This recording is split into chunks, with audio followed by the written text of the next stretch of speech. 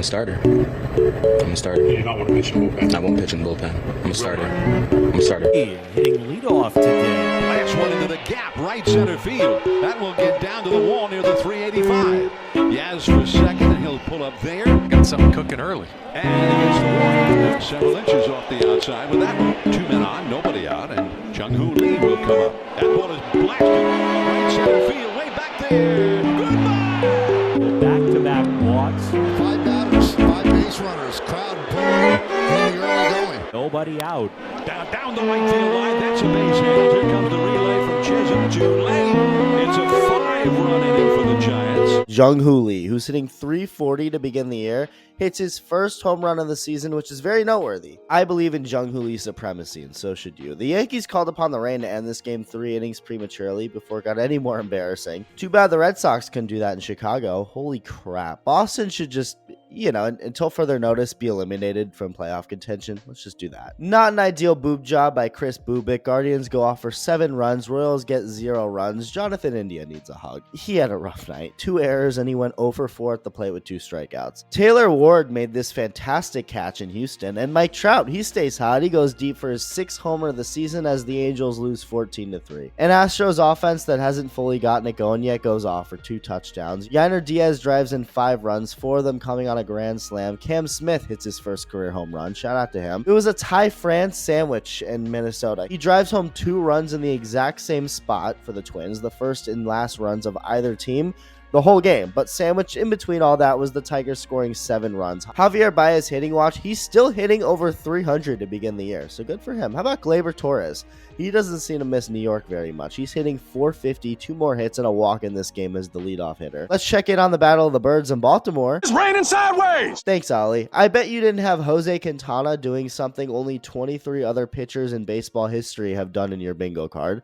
Well, unless you were taking notes and you would have known it could happen. After dominating the D-bags for 7 innings, he became the 24th pitcher in MLB history to defeat all 30 teams in his career. The only other active pitchers to do this are guys you would expect: Max Scherzer, Charlie Morton, Garrett Cole, and Justin Verlander. I wonder how Kershaw hasn't done it yet, though. He's got to be close, right?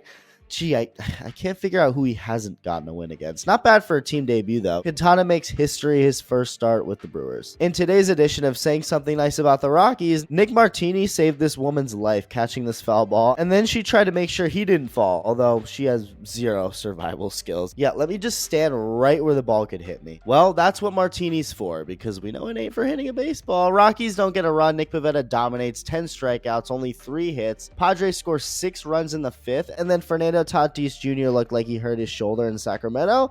No, he was actually duping all of us, so the Rockies would think he has a bad shoulder, so then he could do this. Gavin Sheets also went deep, which reminds me, I actually need to wash my sheets soon. Yoshinobu Yamamoto wiped his ass clean with the Cubs. 6 innings, no runs, 9 strikeouts. Tommy Titties goes deep for a 3-run bomb. That's all LA needs. Not the Mets in Sacramento, though. They needed every run they could get. Pete Alonso gets 3 hits, one of them a homer, but then Edwin Diaz comes in and almost blows it. And it's not just him. Closers around the league are really struggling so far this year. I just made a whole video on Devin Williams. Here's Diaz, not missing many bats, walking guys. He gives up 2 runs and ends the game with the tying run at second with an ERA almost at 8. That's not a stat anymore. That's a cry for help. Hopefully he figures it out soon. Okay, so the Reds-Pirates game was televised on Apple TV, and I want you to notice something that happened during the broadcast. Watch. I grew up, watching him.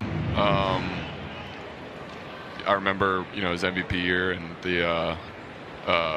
the playoff years in Pittsburgh, and he was at the center of all that. And we've had conversations, but really, just being able to see him go about his business, and I would imagine he's doing it the same way now that he was doing it, 15 years ago. That's not him. That's not Kutch. That's you literally just put the first random black dude you can find as if it were Andrew McCutchen. Apple TV, what are we doing? Oh my god, guys, look, I saw Andrew McCutchen at the airport the other day. I can't tell you how shocked I was when I saw Tommy Phams hitting 140 to begin this year. Like, what? Every time I look over at the Pirates, he's getting a hit. Am I just so happening to notice every hit he's gotten? All 3 of them? Like, what? He got another one tonight. He doubled home a run. Pirates get 2 more on an Adam Frazier home run. It wasn't enough, though. The Reds put up 5. That's all they need. Unfortunately, Timo Andrew McCutchen couldn't save the day. Like and subscribe if you enjoyed this video, and thank you for watching.